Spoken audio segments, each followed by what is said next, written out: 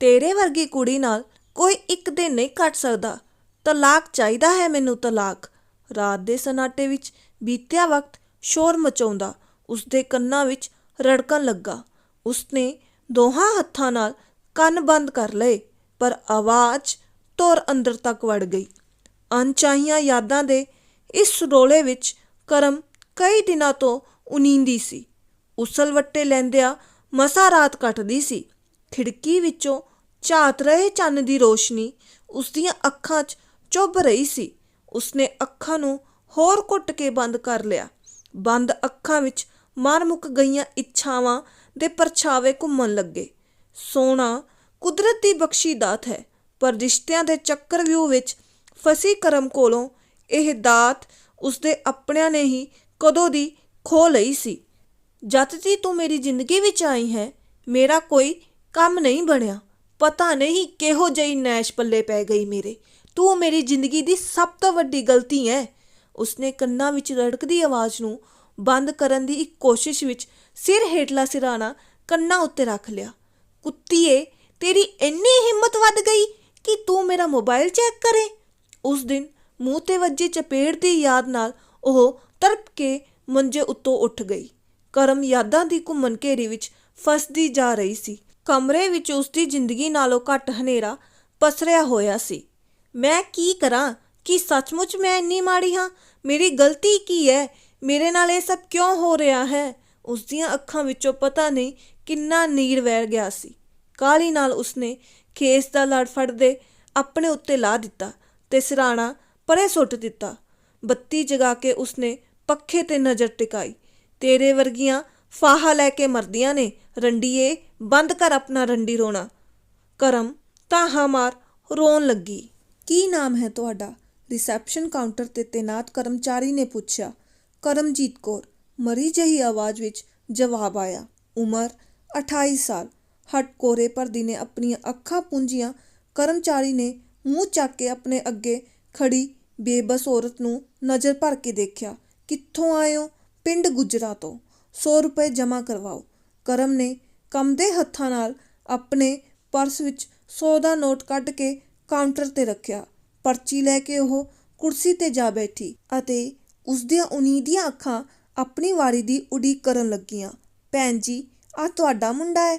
ਕਰਮ ਦੀ ਕੁਰਸੀ ਕੋਲ ਬੈਠੀ ਇੱਕ ਔਰਤ ਨੇ ਦੂਜੀ ਔਰਤ ਨੂੰ ਪੁੱਛਿਆ। ਹਾਂਜੀ ਭੈਣ ਜੀ, ਮੇਰਾ ਛੋਟਾ ਮੁੰਡਾ ਹੈ, ਉਦਾਸੀ ਵਿੱਚ ਘਿਰੀ ਹੋਈ ਦੂਜੀ ਔਰਤ ਨੇ ਕਿਹਾ। ਕੀ ਹੋਇਆ ਇਹਨੂੰ? ਕਿੰਨਾ ਸੋਹਣਾ ਜਵਾਨ ਮੁੰਡਾ ਹੈ। ਵਾਹਿਗੁਰੂ, ਰੱਬ ਵੀ ਕਿੰਨਾ। ਉਸਦੀ ਅਧੂਰੀ ਛੱਡੀ ਗੱਲ ਦਾ ਮਤਲਬ ਉੱਥੇ ਬੈਠੀ ਕਰਮ ਦੀ ਸਮਝ ਵਿੱਚ ਪੂਰੀ ਹੋ ਗਈ ਲੱਗੀ। ਕੀ ਦੱਸਾਂ, ਪਹਿਲਾਂ ਲੱਗਦਾ ਸੀ ਉੱਪਰੀ ਕਸਰ ਹੈ, ਬਥੇਰਾ ਬਾਬੇ ਚੇਲਿਆਂ ਕੋਲ ਲੈ ਕੇ ਜਾਂਦੇ ਰਹੇ, ਕੋਈ ਫਰਕ ਨਹੀਂ ਪਿਆ। ਹਾਰ ਕੇ ਘਰ ਬਹਿ ਗਈ। ਮੇਰੀ ਕੈਨੇਡਾ ਵਾਲੀ ਭੈਣ ਨੇ ਕਿਹਾ ਦਿਮਾਗ ਦੇ ਡਾਕਟਰ ਕੋਲ ਲੈ ਕੇ ਜਾਓ। ਕਿੰਨੇ ਮਹੀਨੇ ਇਹ ਸੋਚਦੀ ਨੇ ਲੰਘਾ ਦਿੱਤੇ ਕਿ ਮੇਰਾ ਮੁੰਡਾ ਕਿਹੜਾ ਪਾਗਲ ਹੈ। ਜਦ ਨਹੀਂ ਪੇਸ਼ ਚੱਲੀ ਕਿਤੇ ਤਾਂ ਇੱਥੇ ਆ ਗਈ। ਡਾਕਟਰ ਕਹਿੰਦਾ ਡਿਪਰੈਸ਼ਨ ਹੋਇਆ ਇਹਨੂੰ। ਦਵਾਈ ਚੱਲਦੀ ਹੈ, ਆਰਾਮ ਹੈ, ਪਰ ਕਦੇ ਕਦੇ ਕਮਲ ਘੋਟਦਾ ਹੈ। ਬੜਾ ਦੁਖੀ ਹਾਂ ਭੈਣ ਜੀ। ਭੈਣ ਜੀ, ਹਸਪਤਾਲ 'ਚ ਕਦੇ ਕੋਈ ਖੁਸ਼ੀ ਨਾਲ ਨਹੀਂ ਜਾਂਦਾ। ਨਾਨਕ ਦੁਖੀਆ ਸਭ ਸੰਸਾਰ। ਵਾਹਿਗੁਰੂ ਵਾਹਿਗੁਰੂ। ਕਰਮ ਨੂੰ ਉੱਥੇ ਬੈਠਾ ਹਰ ਸ਼ਖਸ ਉਦਾਸ, ਬੇਬਸ ਤੇ ਬੇਚੈਨ ਨਜ਼ਰ ਆਇਆ। ਮਾਨਸਿਕ ਪੀੜ ਤੋਂ ਪਰੇਸ਼ਾਨ। ਪਾਗਲ ਔਰਤ, ਰੋਣਾ ਬੰਦ ਕਰ। ਨਾ ਤੰਗ ਕਰ ਮੈਨੂੰ। ਇਹ ਡਰਾਮੇ ਮੇਰੇ ਕੋਲ ਨਹੀਂ ਕਰਨੇ। ਮੈਂ ਬਿਜੀ ਹਾਂ। ਹਰ ਵੇਲੇ ਤੇਰੇ ਰੰਡੀ ਰੋਣੇ ਨਹੀਂ ਸੁਣ ਸਕਦਾ। ਜਾਂ ਆਪਣੇ ਪਾਗਲਾਂ ਦੇ ਡਾਕਟਰਾਂ ਤੋਂ ਦਵਾਈ ਲੈ ਕੇ ਆ। ਇਹ ਬੋਲ ਉਸਦੇ ਜ਼ਿਹਨ ਵਿੱਚ ਗੂੰਜ ਉੱਠੇ। ਉਸਦਾ ਰੋਣਾ ਨਹੀਂ ਰੁਕ ਰਿਹਾ ਸੀ। ਉਸਨੂੰ ਮਹਿਸੂਸ ਹੋ ਰਿਹਾ ਸੀ ਕਿ ਜਿਵੇਂ ਉਹ ਕਿਸੇ ਹਨੇਰੀ ਘਾਟੀ ਵਿੱਚ ਭਟਕ ਰਹੀ ਹੈ, ਜਿੱਥੇ ਦੂਰ ਤੱਕ ਉਦਾਸੀ, ਦੁੱਖ ਤੇ ਪੀੜ ਤੋਂ ਇਲਾਵਾ ਕੁਝ ਵੀ ਨਹੀਂ ਦਿਸ ਰਿਹਾ ਸੀ। ਟੁੱਟ ਚੁੱਕੇ ਦਿਲ ਅਤੇ ਰਿਸ਼ਤਿਆਂ ਦੇ ਦਿੱਤੇ ਜ਼ਖਮਾਂ 'ਚੋਂ ਅਥਾਹ ਪੀੜ ਦਾ ਸੈਲਾਬ ਉਸਨੂੰ ਰੁਲਾ ਰਿਹਾ ਸੀ। ਕਰਮਜੀਤ ਕੌਰ। ਆਪਣਾ ਨਾਮ ਸੁਣ ਕੇ ਕਰਮ ਹਿੰਮਤ ਕਰਕੇ ਉੱਠੀ। ਜਦੋਂ ਕਰਮ ਨੇ ਡਾਕਟਰ ਦੇ ਕਮਰੇ ਦਾ ਦਰਵਾਜ਼ਾ ਖੋਲ੍ਹਿਆ ਤਾਂ ਉਸਨੂੰ ਆਪਣੀ ਪੀੜ ਦਾ ਅਹਿਸਾਸ ਵਧੇਰੇ ਹੋਇਆ। ਅੰਦਰ ਜਾ ਜਦੋਂ ਉਹ ਡਾਕਟਰ ਦੇ ਮੂਹਰੇ ਬੈਠੀ, ਡਾਕਟਰ ਨੇ ਉਸ ਵੱਲ ਧਿਆਨ ਨਾਲ ਦੇਖਦੇ ਕਿਹਾ, ਕਰਮਜੀਤ ਜੀ, ਜੇਕਰ ਮੈਂ ਗਲਤ ਨਹੀਂ, ਤੁਸੀਂ ਮੇਰੇ ਕੋਲ ਪਿਛਲੇ 1 ਸਾਲ ਵਿੱਚ ਤੀਜੀ ਜਾਂ ਚੌਥੀ ਵਾਰ ਆਏ ਹੋ। ਕਰਮ ਤਾਹਾਂ ਮਾਰ ਰੋਣ ਲੱਗੀ। ਕਾਰਨ ਉਹੀ ਹੈ। ਹਾਂਜੀ, ਮੈਂ ਦਵਾਈ ਲਿਖ ਦਿੰਦਾ ਹਾਂ, ਪਰ ਇਹ ਡਿਪਰੈਸ਼ਨ ਵਿੱਚੋਂ ਨਿਕਲਣ ਲਈ ਤੁਹਾਨੂੰ ਉਸ ਕਾਰਨ ਨੂੰ ਖਤਮ ਕਰਨਾ ਪੈਣਾ ਹੈ। ਜੋ ਚੀਜ਼ ਤੁਹਾਨੂੰ ਇੰਨਾ ਦੁੱਖ ਦੇ ਰਹੀ ਹੈ ਉਸ ਤੋਂ ਦੂਰ ਹੋ ਜਾਣਾ ਹੀ ਬਿਹਤਰ ਹੈ, ਨਹੀਂ ਤਾਂ ਸਾਰੀ ਜ਼ਿੰਦਗੀ ਦੁਖੀ ਰਹੋਗੇ, ਦਵਾਈਆਂ 'ਤੇ ਹੀ ਰਹੋਗੇ। ਮੈਂ ਕੋਸ਼ਿਸ਼ ਕਰਾਂਗੀ ਸਰ। ਉਸਨੇ ਲੰਬਾ ਸਾਹ ਭਰਿਆ। ਦਵਾਈ ਖਾ ਕੇ ਭੁੱਖ ਵੀ ਲੱਗੇਗੀ ਤੇ ਨੀਂਦ ਵੀ ਆਊਗੀ। 15 ਦਿਨ ਬਾਅਦ ਆਇਓ, ਡੋਜ਼ ਚੇਂਜ ਕਰਾਂਗਾ। ਹਸਪਤਾਲ ਤੋਂ ਘਰ ਤੱਕ ਦਾ ਸਫ਼ਰ ਤੈਅ ਕਰਦੇ ਹੋਏ ਉਸਦੇ ਕਾਲਜੇ 'ਚ ਚੋਭਾਂ ਪੈਂਦੀਆਂ ਰਹੀਆਂ। ਇੱਕ ਸਮਾਂ ਆਇਆ ਜਦੋਂ ਉਸਦਾ ਦਿਲ ਕੀਤਾ ਕਿ ਉਹ ਕਿਸੇ ਟਰੱਕ ਜਾਂ ਗੱਡੀ ਨਾਲ ਟੱਕਰ ਮਾਰ ਕੇ ਆਪਣੀ ਸਾਰੀ ਪੀੜ ਨੂੰ ਖਤਮ ਕਰ ਦਵੇ। ਜੇ ਇਹ ਫਾਹਾ ਲਾ ਕੇ ਮਰੂਗੀ ਤਾਂ ਲੋਕ ਤਰ੍ਹਾਂ ਤਰ੍ਹਾਂ ਦੀਆਂ ਗੱਲਾਂ ਕਰਨਗੇ। ਟਰੱਕ ਜਾਂ ਗੱਡੀ ਨਾਲ ਟੱਕਰ ਖਾ ਕੇ ਮਰ ਜਾਊਂਗੀ ਤਾਂ ਐਕਸੀਡੈਂਟ ਸਮਝਣਗੇ। ਜਿਉਂਦੇ ਜੀ ਤਾਂ ਮੇਰੇ ਕਰਕੇ ਸਭ ਦੁਖੀ ਰਹੇ। ਮੇਰੇ ਮਰਨ ਤੋਂ ਬਾਅਦ ਮੇਰੇ ਕਰਕੇ ਕੋਈ ਨਾ ਤੰਗ ਹੋਵੇ। ਕੀ ਕਰਨਾ ਇਹੋ ਜਿਹੀ ਜ਼ਿੰਦਗੀ ਦਾ? ਮਾਰੂ ਸੋਚਾ ਸੋਚਦੀ ਕਰਮ ਡਰਾਈਵਿੰਗ ਕਰ ਰਹੀ ਸੀ ਕਿ ਇੱਕ ਚੌਕ ਵੱਲੋਂ ਆ ਰਹੀ ਸਵਿਫਟ ਕਾਰ ਨੇ ਆਟੋ ਤੋਂ ਟੱਕਰ ਮਾਰਨ ਤੋਂ ਬਾਅਦ ਉਸਦੀ ਐਕਟਿਵਾ ਨੂੰ ਵੀ ਟੱਕਰ ਮਾਰ ਦਿੱਤੀ। ਅੱਖਾਂ ਖੋਲ੍ਹ ਕੇ ਉਸਨੇ ਆਲਾ ਦੁਆਲਾ ਬੜੀ ਗੌਰ ਨਾਲ ਦੇਖਿਆ। ਮਾਂ ਕੁਰਸੀ 'ਤੇ ਬੈਠੀ ਇੱਕ ਪਾਸੇ ਸਿਰ ਸੁੱਟ ਕੇ ਸ਼ਾਇਦ ਸੁੱਤੀ ਹੋਈ ਸੀ। ਇਹ ਹਸਪਤਾਲ ਦਾ ਜਨਰਲ ਵਾਰਡ ਸੀ। ਕਰਮ ਨੇ ਬੋਝਲ ਮਨ ਨਾਲ ਉੱਠਣ ਦਾ ਯਤਨ ਕੀਤਾ। ਪੂਰੇ ਸਰੀਰ ਵਿੱਚ ਦਰਦ ਉੱਠਿਆ। ਹਾਏ!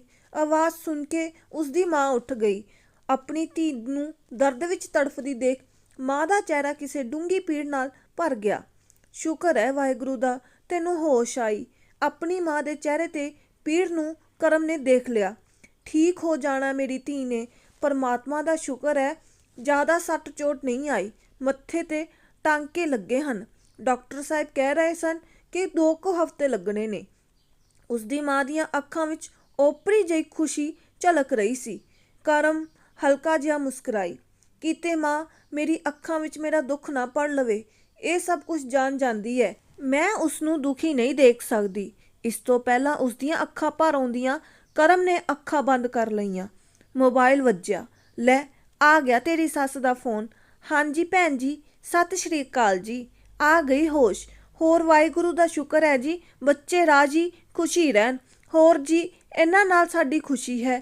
ਹਾਂਜੀ ਕੱਲ੍ਹ ਮਿਲੂ ਛੁੱਟੀ। ਹਾਂਜੀ ਚੰਗਾ ਭੈਣ ਜੀ, ਸਤਿ ਸ਼੍ਰੀ ਅਕਾਲ। ਮਾਂ ਕਿੰਨੇ ਸੁਪਨੇ ਮੇਰੇ ਵਿੱਚੋਂ ਪੂਰੇ ਕਰਨ ਦੀ ਆਸ ਬੰਨੀ ਬੈਠੀ ਹੈ। ਕਰਮ ਨੇ ਇੱਕ ਲੰਬਾ ਹੌਂਕਾ ਭਰਿਆ। ਉਸ ਰਾਤ ਉਸਦੀ ਅੱਖ ਨਹੀਂ ਖੁੱਲ੍ਹੀ ਜਿਵੇਂ ਉਸਨੂੰ ਡਾਕਟਰ ਸਾਹਿਬ ਨੇ ਟਾਂਕਿਆਂ ਨੇ ਉਧਾਰੀ ਨੀਂਦ ਦਿੱਤੀ ਹੋਵੇ। ਉਹ ਨੀਂਦ ਜਿਸ ਦੀ ਮਿਆਦ ਉਸਦੇ ਵਿਆਹ ਦੀ ਪਹਿਲੀ ਰਾਤ ਹੀ ਮੁੱਕ ਗਈ ਸੀ। ਕਰਮਜੀਤ ਕੌਰ ਉਰਫ ਕਰਮ ਇੱਕ ਮਾੜੇ ਮਾਦਰ ਕਿਸਾਨ ਦੀ ਧੀ ਸੀ, ਜਿਸਨੇ ਘਰੇਲੂ ਤੰਗੀਆਂ ਕਾਰਨ ਆਪਣੀ 12ਵੀਂ ਦੀ ਪ੍ਰੀਖਿਆ ਤੋਂ ਬਾਅਦ ਘਰ ਬੈਠ ਕੇ BA ਦੀ ਪੜ੍ਹਾਈ ਪੂਰੀ ਕੀਤੀ ਅਤੇ ਉਸ ਸਮੇਂ ਦੌਰਾਨ ਉਸਨੇ ਟਿਊਸ਼ਨ ਅਤੇ ਸਿਲਾਈ ਕਢਾਈ ਦਾ ਕੰਮ ਕਰਕੇ ਆਪਣੀ ਛੋਟੀ ਭੈਣ ਅਤੇ ਲਾਡਲੇ ਭਰਾ ਨੂੰ ਵਧੀਆ ਸਿੱਖਿਆ ਹਾਸਲ ਕਰਨ ਲਈ ਆਪਣੇ ਪਿਤਾ ਦੀ ਮਾਲੀ ਸਹਾਇਤਾ ਵੀ ਕੀਤੀ। ਕਰਮ ਦਾ ਵਿਆਹ 3 ਸਾਲ ਪਹਿਲਾਂ ਰਣਵੀਰ ਸਿੰਘ ਨਾਮ ਦੇ ਲੜਕੇ ਨਾਲ ਹੋਇਆ ਸੀ। ਰਣਵੀਰ ਦੀ ਕੱਪੜੇ ਦੀ ਦੁਕਾਨ ਸੀ। ਉਹਨਾਂ ਦਾ ਰਿਸ਼ਤਾ ਰਣਵੀਰ ਦੀ ਭੂਆ ਨੇ ਕਰਵਾਇਆ ਸੀ। ਦਰਮਿਆਨੇ ਕੱਦ ਵਾਲੀ ਕਰਮਜੀਤ ਦੇਖਣ ਨੂੰ ਬਹੁਤ ਸੋਹਣੀ ਸੀ। ਤਿੱਖੇ ਨੈਣ ਨਕਸ਼, ਲੰਬ ਸਲੰਮੀ ਗੁੱਤ, ਮਿਰਗੈਣੀ ਮੁਟਿਆਰ ਜਿਸ ਦੀ ਪਹਿਲੀ ਤੱਕਣੀ ਕਿਸੇ ਨੂੰ ਵੀ ਕੀਲ ਦਿੰਦੀ ਸੀ।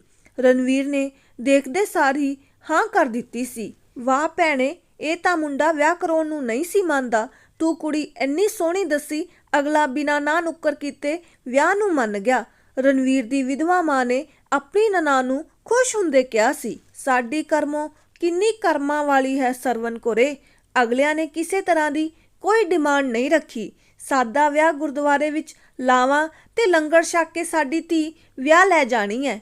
ਮੁੰਡੇ ਦੀ ਮਾਂ ਨੇ ਕਿਸੇ ਕਿਸਮ ਦੇ ਲੈਣ ਦੇਣ ਤੋਂ ਮਨਾ ਕਰ ਦਿੱਤਾ ਹੈ। ਮੇਰੀ ਕਰਮੋਂ ਨੇ ਅੱਜ ਤੱਕ ਮੈਨੂੰ ਕਿਸੇ ਗੱਲ ਦੀ ਤੰਗੀ ਨਹੀਂ ਦਿੱਤੀ ਹੈ। ਸਗੋਂ ਮੇਰਾ ਅੱਧਾ ਭਾਰ ਇਹਨੇ ਆਪਣੇ ਮੋਢਿਆਂ 'ਤੇ ਚੁੱਕਿਆ ਹੈ। ਨਾ ਕਦੇ ਕੋਈ ਮੰਗ ਕੀਤੀ, ਨਾ ਕਦੇ ਕੋਈ ਸ਼ਿਕਾਇਤ ਕੀਤੀ। ਬਸ ਜੋ ਲਿਆ ਕੇ ਦੇ ਦਿੱਤਾ ਉਹਦੇ ਵਿੱਚ ਹੀ ਖੁਸ਼ ਰਹੀ। ਸੱਚਾ ਪਾਤਸ਼ਾਹ ਮੇਰੀ ਧੀ ਨੂੰ ਸਹੁਰੇ ਘਰ 'ਚ ਕਿਸੇ ਚੀਜ਼ ਦੀ ਤੰਗੀ ਨਾ ਹੋਵੇ। ਖੁਸ਼ੀਆਂ ਹੀ ਖੁਸ਼ੀਆਂ ਮਿਲਣ, ਕਦੇ ਪੇਕੇ ਘਰ ਦਾ ਚੇਤਾ ਨਾ ਆਵੇ। ਕਰਮ ਨੂੰ ਆਪਣੇ ਪਿਤਾ ਦੀਆਂ ਗੱਲਾਂ ਅਤੇ ਦੁਆਵਾਂ ਚੇਤੇ ਆਈਆਂ। ਜ਼ਿੰਦਗੀ ਦੇ ਅਗਲੇ ਪੜਾਅ ਦੀਆਂ ਤਿਆਰੀਆਂ ਕਰਦੇ ਕਰਮ ਸੋਚਦੀ ਸੀ ਕਿ ਵਿਆਹ ਕਰਾ ਕੇ ਜ਼ਿੰਦਗੀ ਸੌਖੀ ਹੋ ਜਾਵੇਗੀ। ਚਾਹ ਦੇ ਸੁਪਨੇ ਬੁਣਦੀ ਕਰਮ ਨੂੰ ਸੰਸਾਰ ਹਸੀਨ ਨਜ਼ਰ ਆਉਣ ਲੱਗਾ ਸੀ। ਉਸ ਨੂੰ ਅਤੇ ਉਸ ਦੇ ਪਰਿਵਾਰ ਨੂੰ ਇਹ ਲੱਗਦਾ ਸੀ ਕਿ ਇਹ ਸਮਾਜਿਕ ਫਰਜ਼ ਨੂੰ ਪੂਰਾ ਕਰਕੇ ਉਸ ਨੂੰ ਆਪਣੇ ਦੁੱਖਾਂ, ਤਕਲੀਫਾਂ ਅਤੇ ਤੰਗੀਆਂ ਤੋਂ ਛੁਟਕਾਰਾ ਮਿਲ ਜਾਣਾ ਹੈ। ਪਰ ਕਦੇ ਕਦੇ ਸੌਖੇ ਰਸਤੇ ਕੁਝ ਪਲਾਂ ਲਈ ਤੁਹਾਨੂੰ ਦੁੱਖਾਂ ਤੋਂ ਤਾਂ ਬਚਾ ਸਕਦੇ ਹਨ, ਪਰ ਖੁਸ਼ੀਆਂ ਦੇਣਗੇ ਜਾਂ ਨਹੀਂ ਇਹ ਨਿਸ਼ਚਿਤ ਨਹੀਂ ਹੁੰਦਾ। ਵਿਆਹ ਦੀ ਪਹਿਲੀ ਰਾਤ ਆਪਣੇ ਹਮਸਫਰ ਦੀ ਉਡੀਕ ਕਰਦੀ ਕਰਮ ਆਪਣੀ ਆਉਣ ਵਾਲੀ ਜ਼ਿੰਦਗੀ ਦੀ ਖਾਬਾਂ ਦੀ ਦੁਨੀਆ ਵਿੱਚ ਗਵਾਚੀ ਹੋਈ ਸੀ। ਇੱਕ ਖੁਸ਼ਹਾਲ ਜ਼ਿੰਦਗੀ ਦੀ ਕਾਮਨਾ ਕਰਦੀ ਕਰਮ ਨੇ ਸੋਚਾਂ ਵਿੱਚ ਹੀ ਅੱਧੀ ਤੋਂ ਵੱਧ ਜ਼ਿੰਦਗੀ ਜੀ ਲਈ ਸੀ। ਉਸ ਕਲਪਨਾ ਵਿੱਚ ਉਸਦਾ ਆਪਣਾ ਘਰ, ਬੱਚੇ ਅਤੇ ਸਮਝਦਾਰ ਪਤੀ ਸ਼ਾਮਲ ਸਨ। ਪਰ ਜਦੋਂ ਕਮਰੇ ਦਾ ਦਰਵਾਜ਼ਾ ਖੁੱਲ੍ਹਿਆ, ਉਹ ਖੜਾਕ ਨਾਲ ਉਹ ਮੁੜ ਹਕੀਕਤ ਦੀ ਦੁਨੀਆ ਵਿੱਚ ਪਰਤ ਆਈ। ਰਣਵੀਰ ਦੇ ਕਦਮ ਕਰਮ ਵੱਲ ਵੱਧਦੇ ਬਹੁਤ ਵਾਰ ਲੜਖੜਾਏ। ਉਹ ਬੈੱਡ 'ਤੇ ਆ ਕੇ ਧੜਮ ਕਰਕੇ ਡਿੱਗ ਗਿਆ।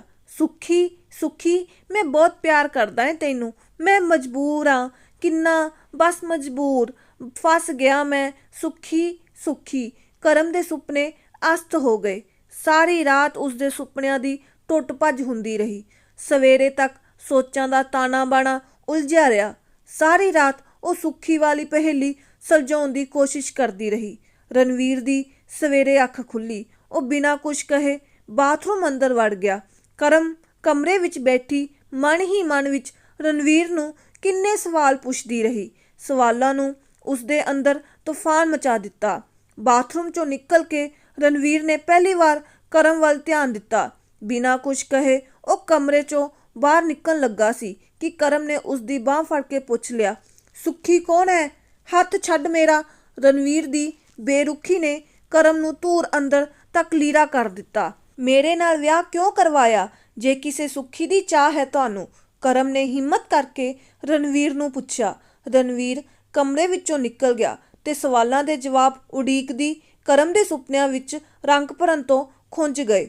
ਆਪਣੇ ਹੱਥਾਂ ਤੇ ਲੱਗੀ ਮਹਿੰਦੀ, ਲਾਲ ਸੂਹਾ ਚੂੜਾ, ਚਮਕਾ ਮਾਰਦਾ ਸੂਟ ਦਾ ਗੋਟਾ, ਅੱਖਾਂ ਵਿੱਚ ਕਿੰਨੇ ਸੁਪਨੇ। ਸੁਪਨੇ ਪੂਰੇ ਹੋਣ ਦੀ ਆਸ ਵਿੱਚ ਉਸਦਾ ਖਿੜਿਆ ਚਿਹਰਾ ਮੁਰਝਾ ਗਿਆ। ਮਹਿੰਦੀ ਵਾਲੇ ਹੱਥਾਂ ਵਿੱਚੋਂ ਟੁੱਟੀਆਂ ਲਕੀਰਾਂ ਦਿਸਣ ਲੱਗੀਆਂ। ਚਿਹਰੇ ਤੇ ਫਿਕਰ ਦੀਆਂ ਲਕੀਰਾਂ ਉੱਭਰ ਆਈਆਂ।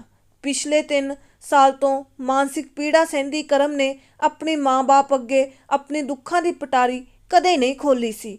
ਹਾਲਾਤ ਇੰਨੇ ਬਿਹਤਰ ਬਣ ਗਏ ਸਨ ਕਿ ਬੰਦ ਦਰਵਾਜ਼ੇ ਪਿੱਛੇ ਉਸ ਨਾਲ ਇਹੋ ਜਿਹਾ ਵਰਤਾਅ ਹੁੰਦਾ ਜੋ ਅਕਹਿ ਤੇ ਅਸਹਿ ਸੀ। ਰਣਵੀਰ ਦੀ ਕੋਸ਼ਿਸ਼ ਸੀ ਕਿ ਕਰਮ ਆਪ ਤਲਾਕ ਮੰਗੇ, ਪਰ ਕਰਮ ਸਮਾਜ ਵਿੱਚ ਬਦਨਾਮੀ ਦੇ ਡਰ ਤੋਂ ਅਤੇ ਤਲਾਕ ਤੇ ਕਲੰਕ ਤੋਂ ਬਚਣ ਲਈ ਚੁੱਪਚਾਪ ਤਸ਼ੱਦਦ ਸਹਿੰਦੀ ਰਹੀ। ਵਿਧਵਾ ਸੱਸ ਨੂੰ ਰਣਵੀਰ ਦੇ ਇਸ ਵਰਤਾਅ ਪਿੱਛੇ ਕਾਰਨ ਪਤਾ ਸੀ, ਪਰ ਝੱਗਾ ਚੱਕੇ ਆਪਣਾ ਢਿੱਡ ਨੰਗਾ ਹੁੰਦਾ ਸੀ। ਮਾਂ ਦੇ ਦਬਾਅ ਕਰਕੇ ਰਣਵੀਰ ਨੇ ਕਰਮ ਨਾਲ ਵਿਆਹ ਤਾਂ ਕਰਵਾ ਲਿਆ ਸੀ, ਪਰ ਗੱਲ ਆਖਰ ਦਿਲ ਮਿਲਣ ਦੀ ਸੀ ਜੋ ਉਸਨੇ ਕਦੇ ਕਰਮ ਨਾਲ ਮਿਲਾਇਆ ਹੀ ਨਹੀਂ।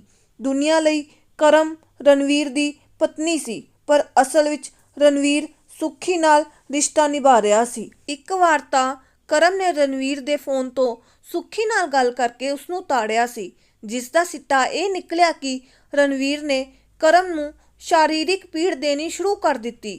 ਰਣਵੀਰ ਦੀ ਹਰ ਗੱਲ ਥੱਪੜ ਨਾਲ ਮੁੱਕਦੀ।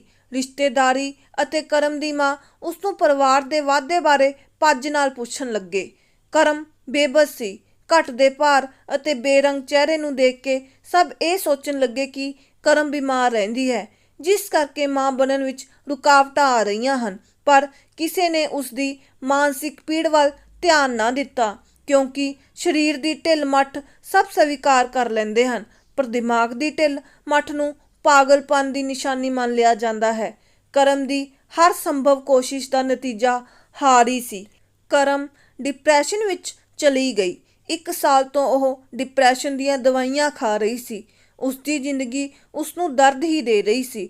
ਰਣਵੀਰ ਨੂੰ ਜਰਾ ਤਰਸ ਨਾ ਆਉਂਦਾ। ਉਹ ਕਰਮ ਨੂੰ ਹੋਰ ਪਰੇਸ਼ਾਨ ਕਰਨ ਲੱਗਾ, ਇਸ ਉਮੀਦ ਵਿੱਚ ਕਿ ਕਰਮ ਜਾਂ ਤਾਂ ਮਰ ਜਾਵੇ ਜਾਂ ਤਲਾਕ ਲੈ ਲਵੇ। ਬਦਨਾਮੀ ਅਤੇ ਕਲੰਕ ਦੇ ਡਰ ਕਾਰਨ ਕਰਮ ਨੇ ਆਪਣੇ ਭਵਿੱਖ ਨੂੰ ਦਾਅ 'ਤੇ ਲਾ ਦਿੱਤਾ ਸੀ।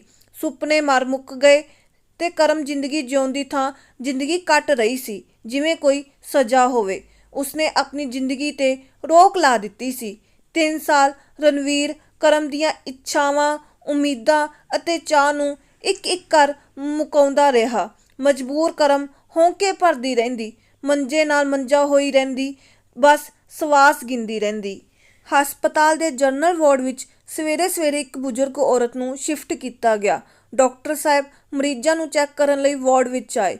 ਕਿਵੇਂ ਹੋ ਮਾਤਾ ਜੀ, ਠੀਕ ਹੋ? ਡਾਕਟਰ ਨੇ ਹੱਸ ਕੇ ਪੁੱਛਿਆ। ਤੈਨੂੰ 40 ਸਾਲਾਂ ਵਿੱਚ ਪਤਾ ਨਹੀਂ ਲੱਗਿਆ ਤੇਰੀ ਮਾਂ ਕਿਵੇਂ ਹੋ ਸਕਦੀ ਹੈ? ਉਹ ਬਜ਼ੁਰਗ ਔਰਤ ਦਾ ਜਵਾਬ ਸੁਣ ਕੇ ਕਰਮ ਹੈਰਾਨ ਰਹਿ ਗਈ, ਪਰ ਡਾਕਟਰ ਤੇ ਉਸਦੀ ਟੀਮ ਉੱਚੀ ਉੱਚੀ ਹੱਸਣ ਲੱਗੀ। ਮਰਦੀ ਨਹੀਂ ਹਜੇ ਤੇਰੀ ਮਾਂ, ਫਿਕਰ ਨਾ ਕਰ।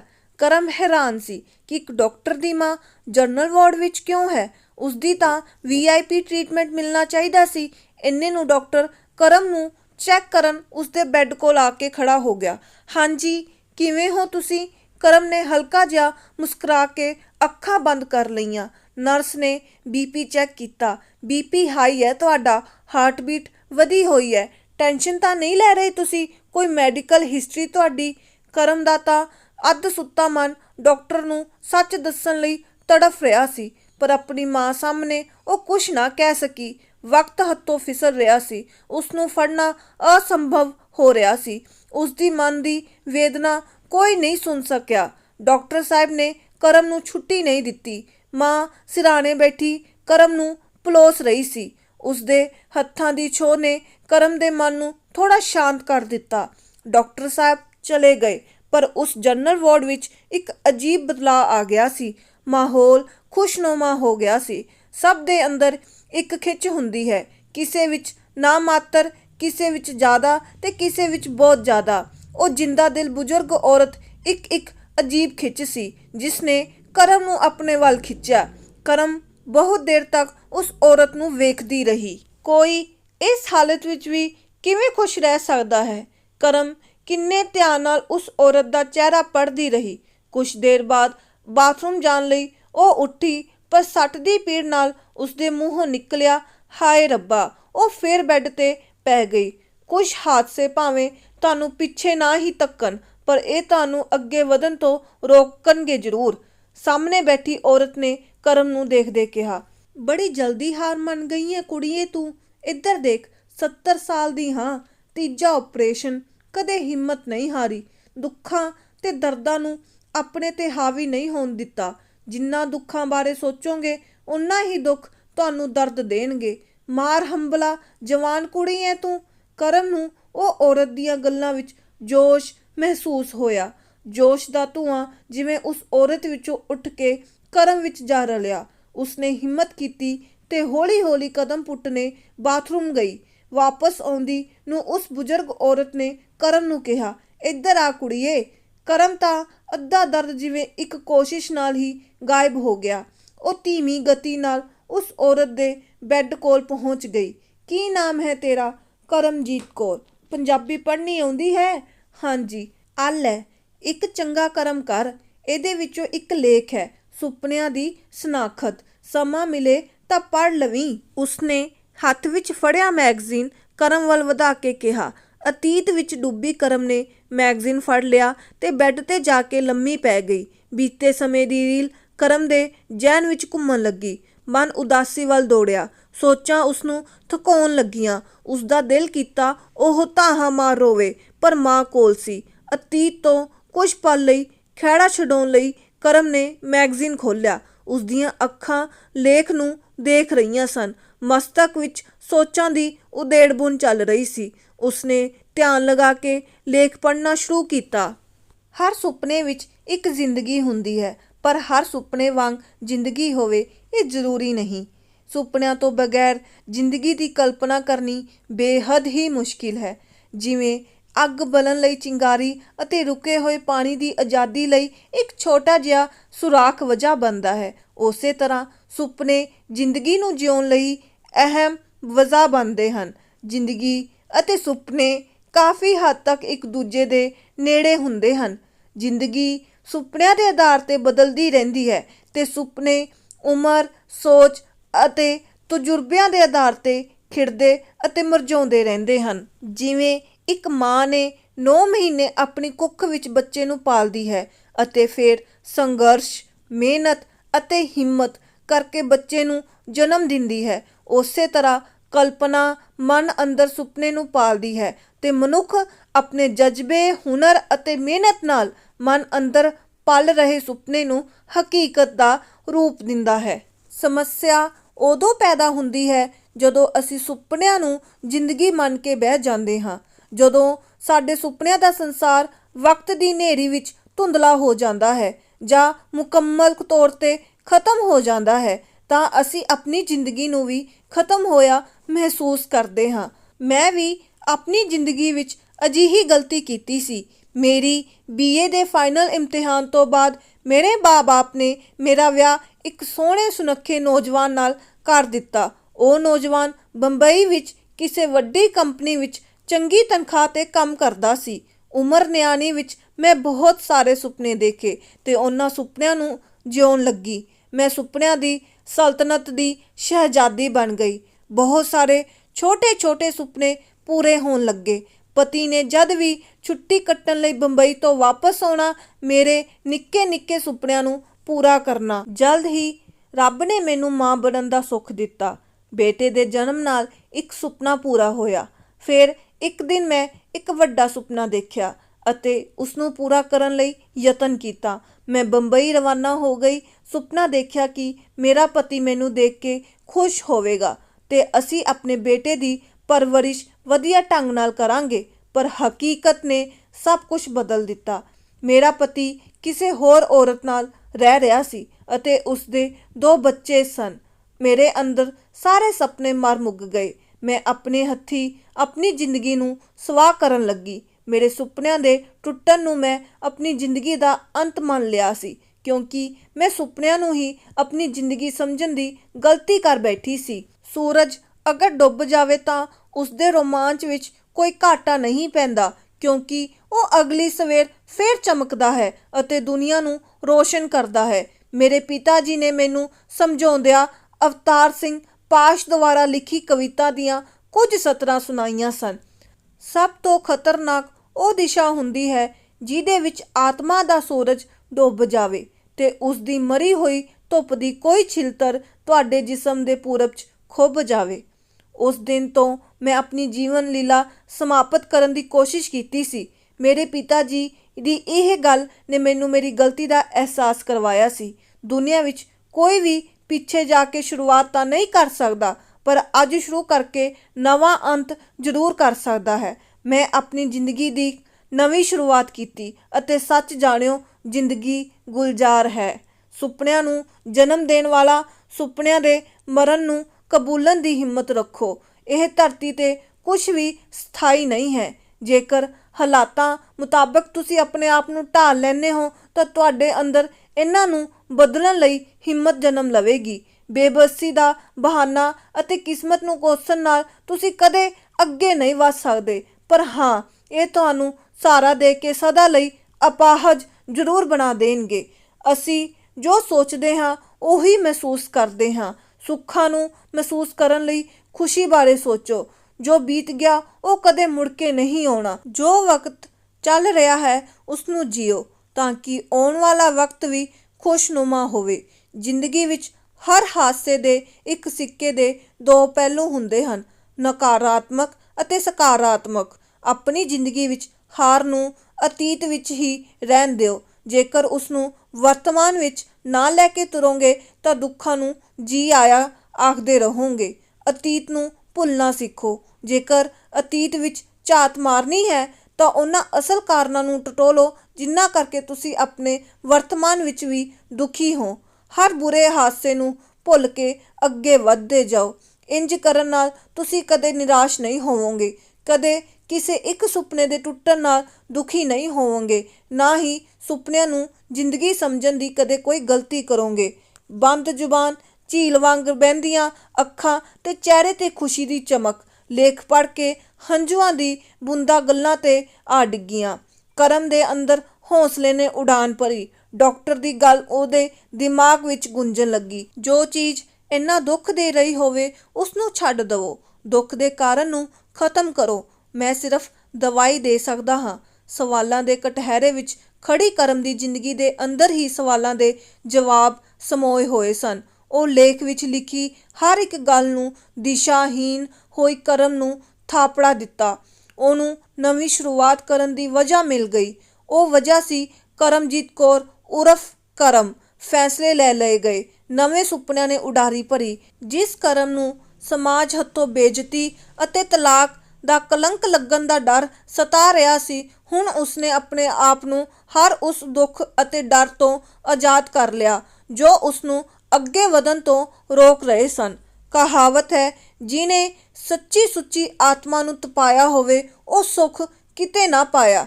ਰਣਵੀਰ ਨੂੰ ਵਕਤ ਨੇ ਸਜ਼ਾ ਦਿੱਤੀ। ਇੱਕ ਹਫ਼ਤੇ ਬਾਅਦ ਕਰਮ ਹਸਪਤਾਲ ਮੱਥੇ ਤੇ ਲੱਗੇ ਟਾਂਕੇ ਖਲੋਣ ਗਈ। ਕਰਮ ਨੇ ਨਰਸ ਨੂੰ ਪੁੱਛਿਆ, ਡਾਕਟਰ ਸਾਹਿਬ ਦੀ ਮਾਤਾ ਜੀ ਦਾ ਕੀ ਹਾਲ ਹੈ ਹੁਣ? ਉਹ ਬਿਲਕੁਲ ਠੀਕ ਹਨ, ਬਹੁਤ ਦਲੇਰ ਔਰਤ ਹਨ, ਤੀਜੇ ਆਪਰੇਸ਼ਨ ਕਰਾ ਕੇ ਵੀ ਹੌਸਲੇ ਵਿੱਚ ਸਨ। ਹਾਂਜੀ, ਅਸੀਂ ਸਾਰੇ ਘਬਰਾਏ ਹੋਏ ਸੀ, ਉਹ ਤਾਂ ਸਾਨੂੰ OPD ਵਿੱਚ ਵੀ ਹੌਸਲਾ ਦੇ ਰਹੇ ਸੀ, ਨਰਸ ਨੇ ਟਾਂਕੇ ਖੋਲਦੀ ਨੇ ਦੱਸਿਆ। ਜੇ ਤੁਸੀਂ ਵੀ ਬਹੁਤ ਪਰੇਸ਼ਾਨ ਹੋ ਕਿਸੇ ਕਾਰਨ ਤਾਂ ਆਪਣੀ ਜ਼ਿੰਦਗੀ ਨੂੰ ਇੱਕ ਨਵੀਂ ਸੋਚ ਦਾ ਰਾਹ ਦਿਖਾਓ ਤੇ ਜੀਓ ਜਿਹੜੀ ਜ਼ਿੰਦਗੀ ਤੁਸੀਂ ਜੀਣਾ ਚਾਹੁੰਦੇ ਹੋ। ਬਾਕੀ ਤੁਹਾਨੂੰ ਇਹ ਕਹਾਣੀ ਕਿਵੇਂ ਦੀ ਲੱਗੀ ਕਮੈਂਟ ਬਾਕਸ ਵਿੱਚ ਕਮੈਂਟ ਕਰਕੇ ਵੀਡੀਓ ਨੂੰ ਲਾਈਕ ਤੇ ਚੈਨਲ ਨੂੰ ਸਬਸਕ੍ਰਾਈਬ ਕਰਕੇ ਜ਼ਰੂਰ ਦੱਸਣਾ ਜੀ। ਧੰਨਵਾਦ।